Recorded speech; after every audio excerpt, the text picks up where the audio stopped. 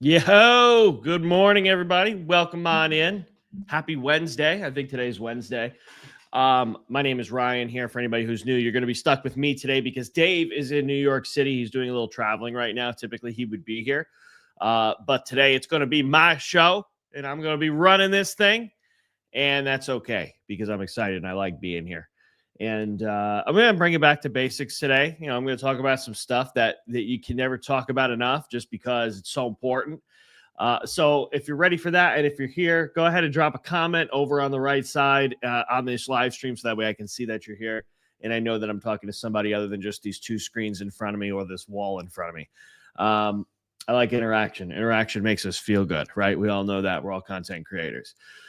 Speaking of interaction, right? How do we get it on social media? So one of the things I wanted to touch on today was like how to actually create value. So something that people talk about all the time. You'll hear me say it. You'll hear Dave say it. You'll hear other people say it. And when we say it, we try to explain it with enough detail that it makes sense. But a lot of times on social media or other gurus or YouTube or wherever, they'll talk about you got to create value. You got to deliver value in your content. And then you got to, but what does that mean? What does that look like? How do you actually do that? Then we also throw around the term edutainment, right? So what the hell does that even mean, right? That's something I've never heard of. So I'm gonna kind of break this stuff down a little bit in a simpler way, like with a few more details, so you can actually understand it. And I'm gonna make it so that way this is an easier thing to do. So you kind of like when somebody says create value, you know what that means. Because typically, it's not about, just sharing tips, right? You could share generalized tips or generalized advice or facts and logical stuff like that. And that can be helpful, but it's not all that interesting or valuable. When it becomes valuable is when you share that information alongside or within some kind of a story, or you share it in a really, really entertaining way, in particularly in ways that are relatable.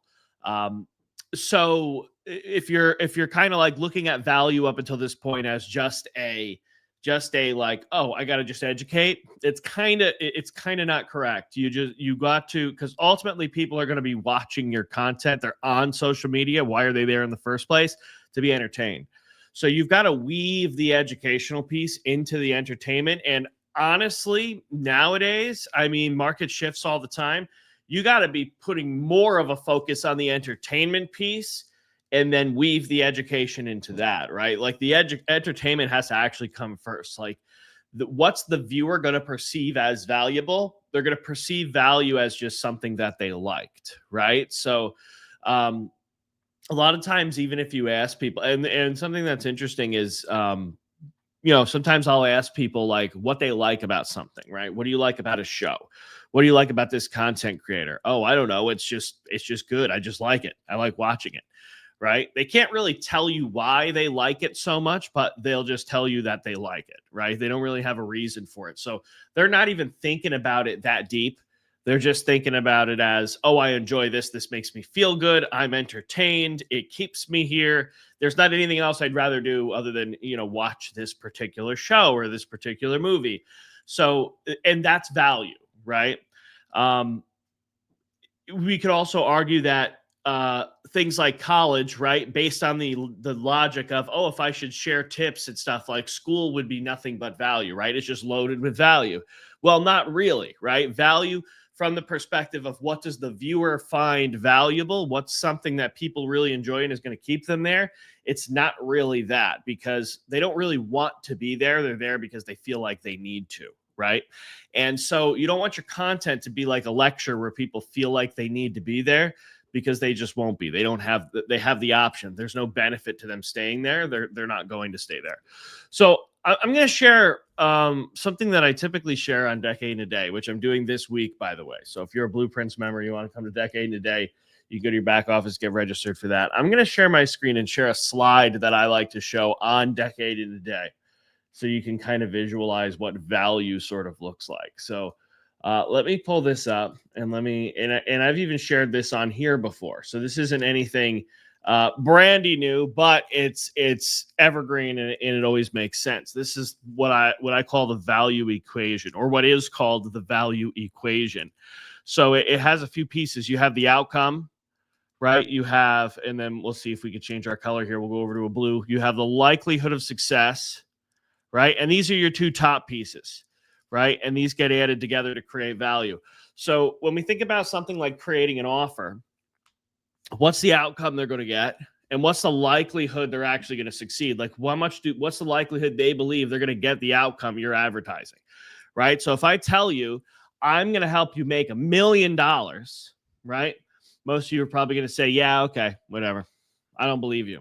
It's not, I don't think I'm capable, right? I don't think it's going to happen. I think you're just trying to sell me something, right? You're going to start to get all these sort of objections to that outcome. And so that is going to, even if your product's really, really good, even if your content's really, really good, even if the outcome they're going to get is phenomenal, the likelihood of success is so low that they're not going to see what you're talking about as valuable. It's not going to have that perceived value. They're going to scroll. They're going to leave. They're done. They're not interested. It's because that likelihood of success is so far off from where they are. Now, if you're talking to a business owner that's already doing right $500,000 a year and says, hey, we can help you implement some strategies, change some things, hire some people, we're going to get you to $1 million. That's not all that unrealistic anymore, right? It just depends on who you're talking to and in what way, right? So looking at those different target audiences, that's obvious, right? Now, what's the solution here? Well, the solution in this case is you just lower the outcome. You just lower lower the dollar amount in that case, right? What if I said something like your first sale, right? I'm going to help you get your first sale on social media, get your first sale without paying for ads. That's not all of that unrealistic. That's something I believe. That's something a lot of people have done. That's something I know people have done, right? I know people that have done it, right? So not only is it far more likely they can achieve that in their own mind, but also realistically, right? Because you can't help everybody make $1 million. You can help some people make $1 million, surely, but you're not going to be able to help everybody make $1 million. So, because they're just not going to do the work. They're not, you're not going to get people that are that committed. So, the likelihood of success just got so much greater by just simply saying, instead of, I'm going to help you make $1 million, and I'm using extreme examples, by the way. You should never say that in your marketing because it's non-compliant. But to now saying, I'm going to help you make your first sale, or I'm going to work with you until you make your first sale, right? Now it's kind of like a risk reversal. It's like, okay, I believe that. I believe that. And I also believe that this person wouldn't offer that to me if that was something that nobody was achieving. And that was something that they weren't confident, because otherwise they're stuck with me for a long time, right? That's kind of the reasoning. When somebody says, I'm going to work with you until you get that first sale, it's a huge risk reversal, and it adds so much more value to the offer, or so much more value to what you're giving them, because now there's a much higher likelihood of success, right? I'm really trying to beat this thing up so these two go together, right? That's why I have a plus sign in between them. I'm touching my screen as if you can see that. That's why these two go together. They're on the top side of the line. Now, these things down here, let's go to a different color here. We'll switch over to, well, green's not really the right color. We'll switch over to yellow. You have time. And then over here you have, let's see what we want now. We'll go purple. You have effort and suffering. Okay. And these will take away from this. This can be perfect, right? You could say, I'm going to help you get your first sale, and it's going to be phenomenal, and I'm going to work with you until you get it, right? That's really valuable. That's great. But these two things play a critical role as well. Now, if we say, I'm going to work with you until you get your first sale, but it's going to take 12 months. Well, oh, wait a minute. Hold on. That's a long time. I don't want to wait that long. Now the value just went way down, right? The perceived value from the person you're talking to just went way, way down, because 12 months is a long ass time, right? Now, maybe it's not a long ass time to get to $1 million. It's actually a very short amount of time, right? It's still going to feel like a long time, but in reality, it's a short amount of time. But to get your first sale, that's a long time. So that's going to diminish the value. That's going to lessen the value of what you're offering, right? So you want your time frame to be kind of like just right. You want it to be probably very realistic, but better than they thought. So if I were to say in 30 days, well, if we're talking about something like a first sale, that's not something I can guarantee, right? We'll say, you could say, get your first sale in your first 30 days, or I'll work with you until you do, right? Now it's kind of an interesting structure to where it's like, okay, most people get their sale in the first 30 days. So I'm confident in saying that if you do what we say, that's going to happen. But if it doesn't happen for you, I'm going to work with you until it does happen. So now not only are you saying you're adding that time frame in to add the value, but what's also happening is you're reversing their risk and increasing the likelihood of success after that 30-day mark. So you can, and you're going to, by continuing to work with them. Is this making sense? So yeah. So Courtney, you get it, right? So interesting, launching your business in 2 weeks. Makes sense, right? Think about the 5-day challenge, right? 5-day learn, launch, lead challenge. 90 minutes of training every day. And in 5 days, you're going to be able to launch a business, right? That's the value. Short amount of time investment, right? Not an unrealistic, ridiculous, outrageous outcome, right? Or that's unlikely to be achieved. And it's still a pretty phenomenal friggin' outcome. People that have no idea where to start feel like there's no way I can do this, right? 5-day learn, launch, lead challenge. That's what that is. Very high value offering, right? That's designed like that on purpose, right? It's because of this shit I'm talking about right now. The next bit is the effort and suffering, right? So if they have to sacrifice or suffer a lot, your offer is not valuable anymore, right? So if we're using the same example, right? You're going to make your first sale in 30 days, or I'm going to work with you until you do, right? What are they going to have to do in order to make that happen, right? That's where maybe some of the smaller details, you probably wouldn't work that into your headline, but like they're going to have a little bit of questions like, what am I going to have to actually do? Now, if we tell them, oh, this is going to require a $25,000 investment to buy equipment for your business and to hire employees, and you're going to have to do all this stuff before you can even start. Well, okay, that's a whole lot of effort. That's a lot of suffering. Like, I don't think I want to do all that, right? Or if we were to use like the workout space as kind of the easiest example, where probably people in here have actually done this because of this, which is, right? We see all these different at-home workout things, 15 minutes a day, right? Higher value because it's less time, right? Less is more, right? And you can do this from home with no equipment, right? Higher value, less effort and suffering that's involved. As opposed to if I said every single day we're going to go to the gym 2 times for an hour and we're going to sweat and you're going to be exhausted. And I'm going to say that sucks. I don't want to lose weight that bad. I'd rather be fat, right? That's maybe not exactly the case, but it's like I'm not necessarily saying, okay, well, I'd rather be fat, but I'm saying that, is there a better way? Right? I'm saying, is there a better way? And to the masses, that offer, while it probably works better and gets people better results, and deep down, that's what people know they need, they would rather go with the option that lets them do it in 15 minutes a day from their house. They would rather try that than try the thing that's going to be much harder at first. They might try the thing that's much harder when the first thing doesn't work, if it doesn't work.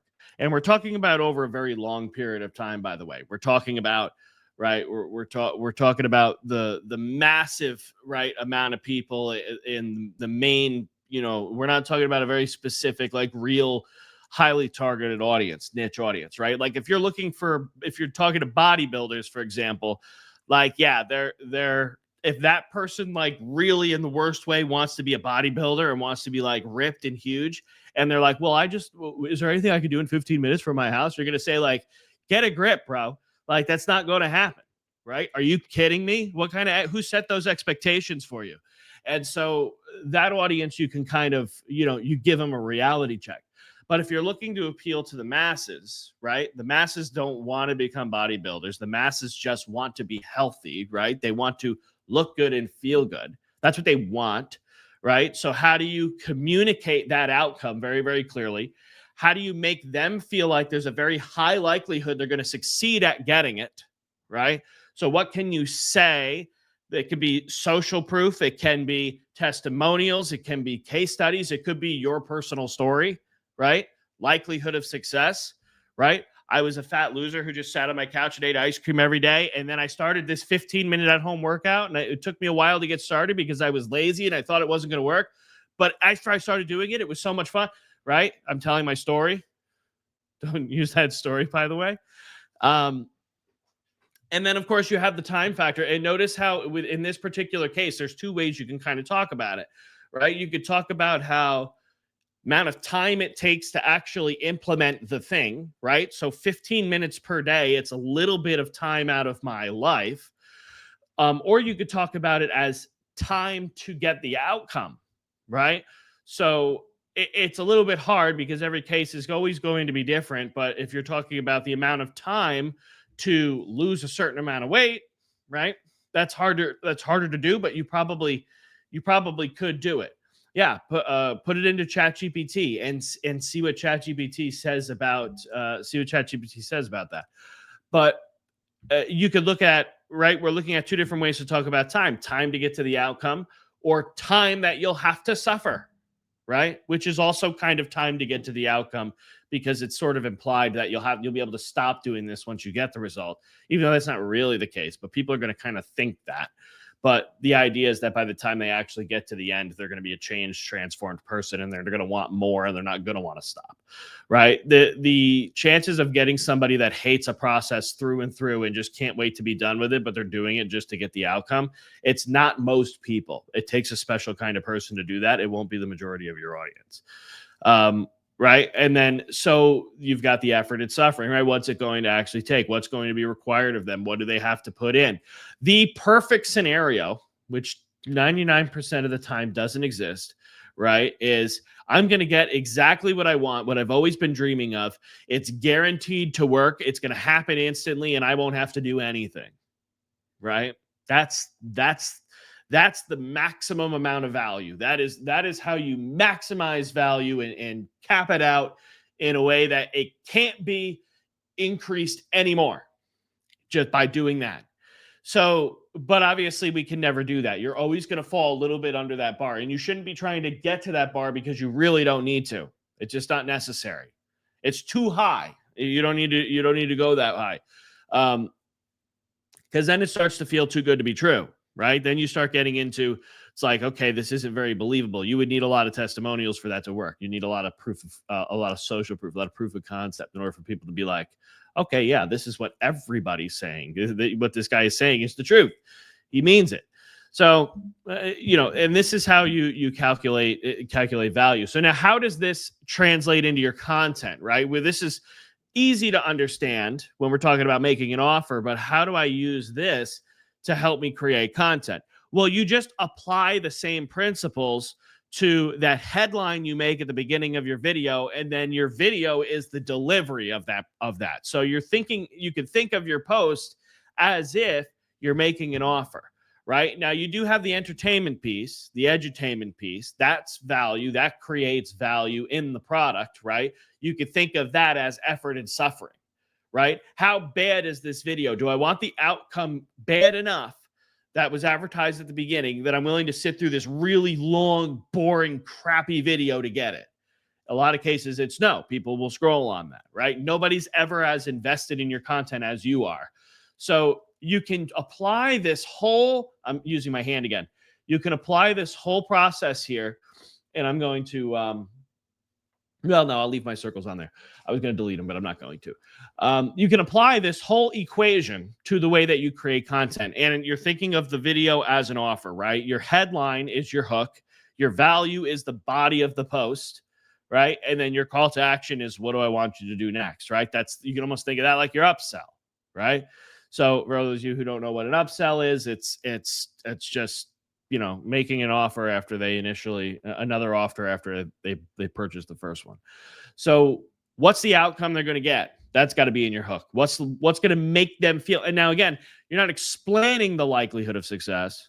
You're creating a perceived likelihood of success, right? So why are they going to believe very quickly, in this case, very quickly, instantly, that it's highly likely that this is real and I'm going to achieve this? right? Well, if the outcome is too outrageous, they're never going to believe it, right? If there's lots of things about the video that suggest that you can actually help them get the outcome, they're not going to believe it, right? So somebody that is if I'm somebody that's on crutches and I have a broken ankle, right? I'm probably not somebody that can teach them gymnastics, right? Or if I'm somebody with one leg, I probably can't teach them gymnastics. Well, maybe I would watch the video because now it's like, wait a minute, there's so much curiosity. How the hell is that going to work? Right? But you see what I mean here, right? So likelihood of success is a perceived thing. How do we create that with our words in our hook, or can we use the visual to our example? And then in the amount of time and in the effort and suffering. So have you ever seen videos? Tell me in the comments, but I know you've seen them because they're all over the place, right? In the next 60 seconds, I'm going to show you, right? In 1 minute, I'm going to show you, right? You're going to learn in 1 minute, right? People say that in their headlines because of this equation, this concept, what creates value. It's valuable because I'm going to get this, right? Here's what I'm going to get in this amount of time, right? They say it on YouTube as well, right? In their intros over the next 10 minutes, right? Sometimes they use long periods of time. This is something that Alex Hermosi does, which is very interesting the way he does it because he understands this very, very well. So he does this a lot. And so he'll make his title like 4 hours of sales tips, right? He did one where the title recently was sales, all of it. Here you go, enjoy, right? And it was like a 3 hour, 4 hour, whatever video. So they're leveraging time the opposite direction, right? They're not leveraging it to make it shorter. They're leveraging it as longer because it's going to create more value. Oh, crap, I'm getting a whole lot more. Sometimes I do that. I look at a video and I know what I'm looking for. I know sort of generally what it's going to take for me to receive the information that I need. And if I look at a video and it's like 4 or 5 minutes long, I won't watch it. Even if it's got millions of views, even if the title says I'm going to get exactly what I'm looking for, I won't watch that one because I know that it's too short in order for that to actually teach me what I'm looking to learn, right? So there's so many little details that play a role.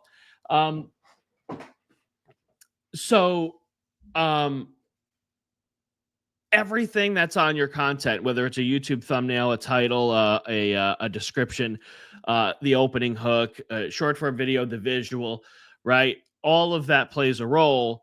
And also maybe adjust some of the things you talk about, some of the outcomes you're promising based on what can create a really good perceived likelihood of success, right? So many people are talking about how much money they can make, and that works because there's a shock value to it, right? And there is a little bit of doubt that creates the curiosity, so people watch the video. They want to see if you're telling the truth or not. They're not really very excited about learning this breakthrough information that's going to change their life. They're looking to see if this is real. They're curious enough that they're going to wait and see if they believe it's possible. So they're going to watch your video, right? And then if it is, that could be a great thing. And if all the people who watch the video and do what you said get the result, that would be phenomenal. You'd be a prodigy. You'd probably get an aura, a glow around you, and you'd float into the air, and you would get to meet the gods. But that's never happened. I don't know anybody that's had that happen, and it just usually isn't the case. So if you just lower the likelihood of success to some, or lower the outcome to make it perceived as obviously achievable, then that is something that far more people are going to see value in. So they're going to stay there and they're going to watch your video, right? That's kind of the whole thing. They're going to stay there and they're going to watch your video because, okay, this is a great outcome and I strongly believe that I can achieve this. So I'm going to stick around and watch it, right? Plus, you could throw in the next 60 seconds, right? This works phenomenally well for like confidence related stuff, like motivation, mindset stuff, right? I used to be terrified of my friends and family finding my content, but in the next 60 seconds, I'm going to share with you 3 things that I started doing that immediately made the fear go away. Now I can film content right in front of them if I want to. And this was life-changing to me, right? And you're like, I'd be like on the edge of my seat, like, what are the things? Even if I've already got that down, right? I kind of still want to know what you're going to say because I think it's still going to be valuable to me in some way, shape, or form. So that's how you kind of work all these pieces together, right? Then you get into the actual delivery, right, of what it is you told them they were going to get. That's the part that people usually confuse with, oh, this is value. And it's like, yeah, it's delivering value. But the values, let me say this clearly, right? Everybody listening, pad and pen, you got them out. The values created in the beginning. The value is created based on what they're going to get, right? The value is created immediately. The value is just delivered after the hook, right? So when people say deliver value, the reason it may not be working is because you're not actually creating it. Okay, so hopefully, does that make sense? Let me know that makes sense, or I'll explain it. I can try to explain it differently. But the values created in the beginning, and then the values delivered after you create the value. And the way you create the value is with this equation that we're looking at on my screen right now, which is my mouse doing circles. Can you see my mouse doing circles? Maybe you can't. I'm going to draw. Yeah, there it is. Anyways, I'm trying to figure out where my mouse is at. So that's probably why some of your content's not working, is because you're delivering value and you're giving these tips, you're giving out information, you're giving out advice, but you're not creating a high value. You're not making people perceive what you're going to give them as high value in the beginning of your video. So that's why nobody's watching. Nobody's even making it that far. And what you should all do is look at your insights and look at your analytics on your social media platforms and see what the average watch time is, right? Is the value dropping? Is the watch time dropping off really, really quickly? Are people disappearing after like 3 or 4 seconds and not watching the rest? Well, it's because they didn't see enough value in what was to come in order to stick around. Now, there's tricks and stuff you can use. I talk about the example with the deodorant stick and the tampon in the freezer all the time. For those of you OGs, you know. So like creating curiosity, doing stuff like that in a hook to get people to stick around, right? Now you've just created value around that, right? It's valuable enough. It's worth it to stick around because they want to find the information as to why they just saw what they saw, right? Or it's like a dash cam video, right? It's sort of like they say a car crash. I don't want to see it, but I can't look away. You're watching a dash cam video. You don't know what's going to happen, but there's, as awful as this example is, there's a high degree of potential entertainment that's going to come from a car wreck, right? So people will stick around, right? The value's implied, right? There's a reason for them to stick around and watch that video. So there's strategies and there's tactics and stuff you can use that will hook a viewer and make them stay there just based on curiosity. We've shown examples in some of the past Wake Up Legendary episodes of like an airplane, right? So when something's happening right away, you see somebody folding up an airplane and then they throw it and then you see the airplane fly through a whole bunch of different shots and then it finally lands and then they open up, right? There's something happening. There's some suspense there. There's value created in the way that they're delivering the video. It's just entertaining to watch. It's stimulating for the brain.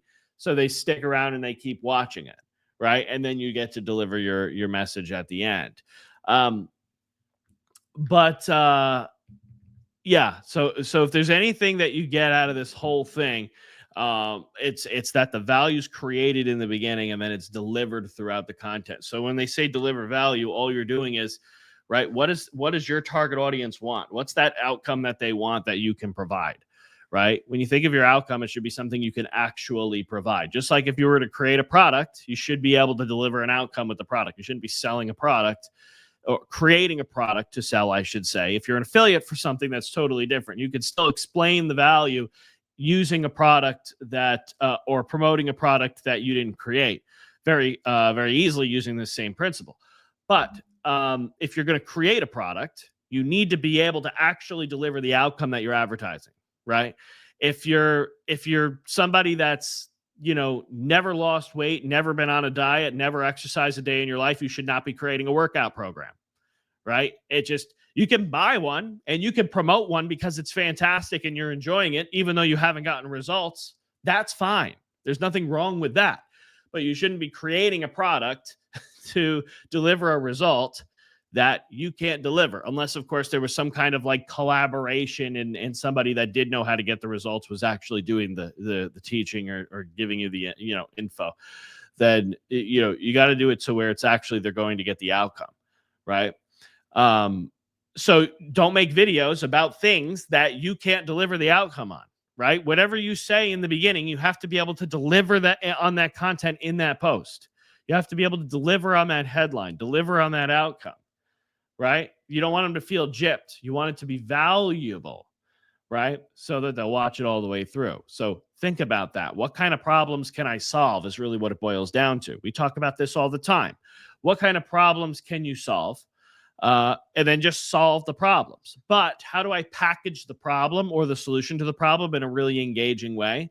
It's with this equation, right? This is, you can look at this as like a universal just marketing sort of like, it helps me make headlines. It helps me get video ideas. It helps me create offers. It helps me do so many things because all of these elements play into the psychology of the human brain so much that, it's just applicable in all areas and for all different types of content too. We've been talking about short form content. We talked about YouTube a little bit. This could be blog posts.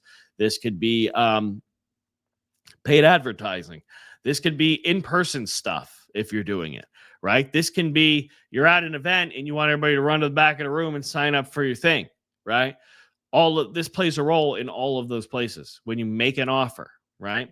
So that's why I like to say making content is like making an offer, but you're just delivering everything. And all they have to do to get it is watch the video to the end, right? That's your effort and suffering piece. You could say that in the hook, right? If you watch this video to the end, you're going to see, right? I'm going to give you, you're going to know, right? If you're struggling with X, if you watch this video to the end, that problem's going to completely go away, right? And then now you've got a short amount of time, right? Short amount of effort. That's all you have to do is watch the video. And then what's the outcome and what are you offering as an outcome and what's the likelihood they're going to achieve it, right? If I say, if you watch this video all the way to the end, it takes 60 seconds, you're going to know exactly what to do to make $1 million, right? Yeah, okay, whatever, scroll.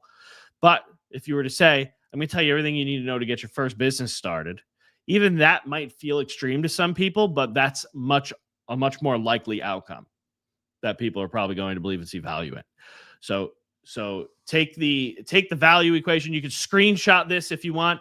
I'm going to get rid of my little things because I use this sheet all the time and I got rid of my line too. Let me see if I can get my line back. Let's see. There we go. So now I just hit this and I hit this. There we go. Perfect. Oh, perfect. Got it looking fantastic again. All right, cool. And that's how we talk about value all the time. We talk about creating value. This is a good fallback sort of like, you can even print this out, put it on your desk and just stare at it all the time so you can learn it and really burn it into your brain. And you can use this for basically everything you do in marketing to help you create better offers and create better headlines and create better content. So I talk about that a lot just because it's been such a game changer for me. But it's not something that I invented. This value equation is not something that was created and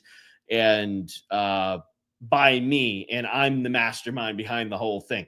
This is something that all marketers are doing, right? And once I started hearing people talk about this, right, and explain this and teach this, right, I really started to see it a lot. So your task today is to go out and when you're looking at content and coming up with ideas and creating your own, look for this. Go to your favorite creators that are actually promoting something or selling something. Look for this, right? What's their outcome? Do I really believe I'm going to succeed? What's the time commitment, right? What's the time factor going on here? And then also, what's the effort and suffering that's taking place? What's my sacrifice? What do I have to put in as the buyer, right? Or the viewer, right? What do I have to put in as the viewer, right? Now, your effort and suffering is always really low if we're using it in terms of how do I create content. But when it comes to making offers, there's a certain amount of effort and suffering. And with some offers, you're not going to really be able to eliminate the effort and suffering, right? In its entirety. You can limit it, you can lessen it, but you're not going to be able to get rid of it altogether, right? So if it's like a weight loss thing, you're not going to be able to tell people. That's why these supplements, right? You like these supplements like to advertise. They like to try that where they say, works on its own. Take this 3 times a day with drink with water and take with food. And you don't have to go to the gym ever, right? And a lot of it's just snake oil. A lot of it doesn't really work, right? Ask me how I know. So it just doesn't work, right? But they're advertising it that way because that's what people are going to see as valuable. They know that. They're trying to create value. People want to lose weight, but they still want to sit on the couch and eat ice cream. They don't want to have to do the work, right? So they kind of found a loophole way to sort of advertise it because of, you can say, they use these little workarounds, right? They'll say, get results without ever going to the gym, right? But really they're saying what are the results going to be? Well, it's probably got B12 and all this other good for your body stuff in it. So you might get other results without going to the gym, but you're probably not going to lose weight unless it's something that totally burns up your appetite so you stop eating. But that's obviously to me, that doesn't seem good either, right? But now if they advertise that, if they told you that, right, suppresses your appetite. So you'll eat way less than you need and you'll be slightly malnourished, but as a result, your body will burn fat and then you'll start to lose weight. Well, that doesn't sound very good, right? So they word it different ways. I'm not doing this to put a rag on supplement companies. I'm just giving you a real life example of things that we've all encountered, that we've seen in the past, that you could probably connect the dots with, right? It's kind of clear as day on a lot of the vintage stuff. So like if you look at some of the more vintage like weight loss ads, some of them are like ruthless. Some of them are, this was before, regulations existed. And some of them are just ruthless. Like they're like it wouldn't fly today. Like there'd be cancellations taking place, some of these ads. But anyways, you can go and look at some of those. Just type in, vintage weight loss ads or newspaper weight loss ads, and you'll find some of that stuff. And it's entertaining. It really is. But go into it with an open mind. But the same principles you'll see even back then, 1930, 1940, 1950, in newspapers that have all turned yellow, you'll see these same principles, this same value equation is taking place there. Right. It's why with a lot of this weight loss stuff, right, when they're targeting women, they're talking about the bikini, they're talking about the beach body, they're talking about all this different. That's what the person wants, right? They don't want to drop a certain number of pounds, right? Don't care about that. What they see value in, maybe they do care about that, but what they really see value in is how they're going to look, how they're going to feel, what other people are going to think, right? Other people are going to start to notice how confident you are. They're going to start to ask, how did this shift happen? I've always known you to be somebody to wait till the last minute, and you're ahead of the game, right? That's a huge value add for somebody if you're talking about something like confidence, because other people are going to notice that I'm leveling up, right? It's sort of like almost like a ego feeding thing, right? It's almost like, how do we make that person, right, feel really, really, really good, right? What are the things they really, really care about, right? I want people to notice that I'm going through a transformation.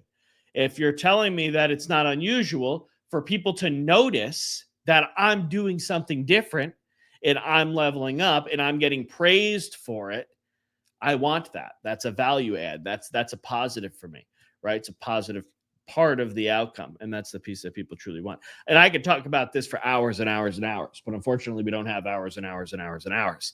So I'm doing Decade Today where I'm going to talk about this again in more specific to a different example. So if anybody who's a Blueprints member, if you want to register for Decade Today on Friday, you can do that in your back office. If you're not a Blueprints member, you still have time. You want to make sure you get there. You would just go through day 5 of the Learn, Launch, Lead Challenge, and you can sign up for the Blueprints right there, or you can contact your business plan advisor. Just either way, make sure you get in there so that way you can register for Decade Today and you could come and attend this. It's a 6-hour-long workshop that I do where I'm going to take an offer from being just an idea and I'm going to bring it completely to life. We're going to build a funnel. We're going to write emails for it. We're going to talk about content, and I'm going to show you A to Z, everything you got to do to set that up. That's a workshop I do once a month now for our Blueprints members, and you can attend it as many times as you want. So if you want to join that, that's the way in. There's no other way around. There's no workaround. We're not going to make an exception, right? You can't buy just the workshop. You just got to join our Blueprints. It's going to be one of the best things you ever did in your life anyways. So that being said, we're going to go ahead and wrap this thing up. We're going to bring this thing in for a landing. So everybody enjoy the rest of your day. Hopefully this was helpful. And if you want to watch some replays of these, by the way, we upload them all to our YouTube channel, David Sharpe Live on YouTube. And you could go in there, and later on today, this episode will be up there, and you'll be able to watch this whole thing back if you wanted. But otherwise, everybody enjoy the rest of your day, and we will see you again real soon.